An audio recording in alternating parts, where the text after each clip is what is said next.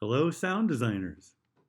This video will demonstrate how we can use automation to control settings in Adobe Audition. I'm sure you're used to using simple forms of automation like volume automation. There's a keyframe line, of course. I have a track of footsteps in the timeline.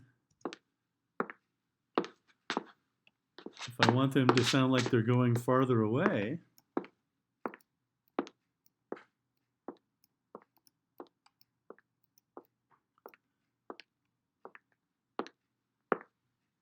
I can do it with volume, of course. That's a simple form of automation because the system is remembering changes in volume based on these keyframes. There's also a button down here called Read. And Read is reading back automation, but if I change it to Write, I can actually create automation by simply moving a control while I'm playing. And if I were to go to the mixer window, let's say, I'm in Write, I'm playing the sound, I'm going to grab this fader and move it up and down.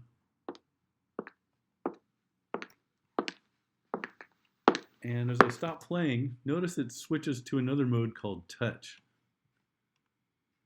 Touch automation allows you to do touch-ups if I change my mind about some little move in the middle. But if not, I can go back to Read, and now the fader will play back my automation. You can see that the volume fader is moving up and down following those keyframes. But where automation really starts to show its power is in the fact that you can automate just about any control and have it change over time. For instance, if I were to add a reverb as a plugin over here, let's find one, convolution reverb, why not? I've got a little, a classroom, how perfect.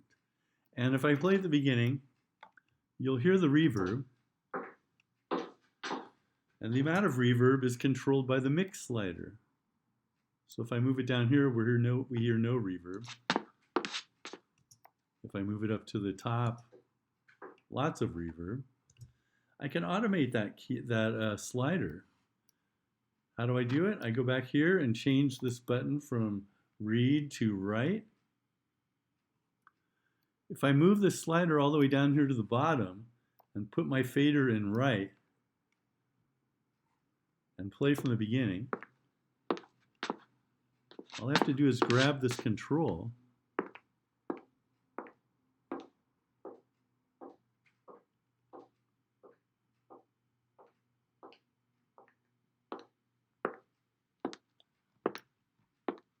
and now I've written a change in the reverb setting.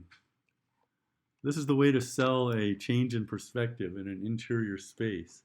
Here, if I play from the top now, the right button has flipped over to touch, which means that it won't overwrite anything that I've already done. But if I grab this for a minute and then let go, it'll glide back.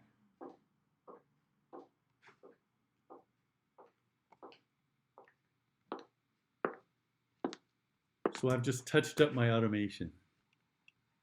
It's an amazingly powerful tool to create changes in perspective and other tricks like that. When I'm done playing around with automation, I can put it back in Read mode. And now forever after, the controls will follow my automation.